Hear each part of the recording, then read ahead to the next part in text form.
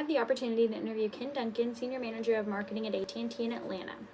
Ken has an extensive background in many areas such as marketing, product development, IT, and finance. He began his work at AT&T when it was still called Bell South as a caller ID production manager. Ken worked at AT&T for years and hit his peak when he was promoted to Assistant Manager of Marketing. However, because of downsizing, Ken was demoted 2 different times, finally landing in a Senior Manager position. The title Senior Manager still seemed pretty important to me, but Ken explained to me and my fellow interviewees that the title didn't really accurately describe the position. Ken mostly worked on his own and with a team, but didn't necessarily have a team working for him. He was hardly a manager because he didn't have many people or anyone to manage. We were all expecting our interview to be a little longer than it was, but near the end, Mr. Duncan informed us that he had a prior commitment and couldn't stay for any more questions. If I knew this beforehand, I certainly would have changed my question.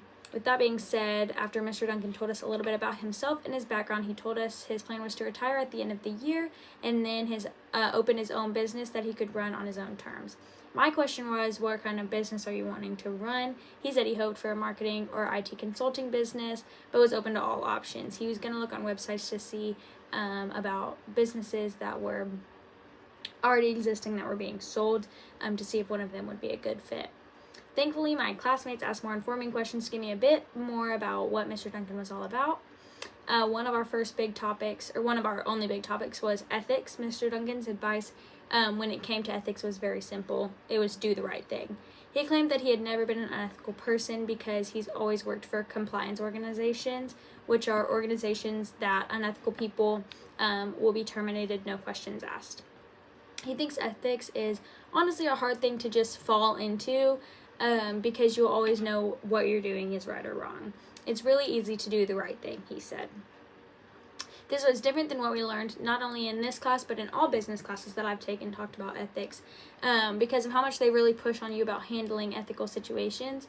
But Mr. Duncan says that it's really easy to avoid them in the first place. Mr. Duncan's best advice in our interview wasn't necessarily about management but about work in general.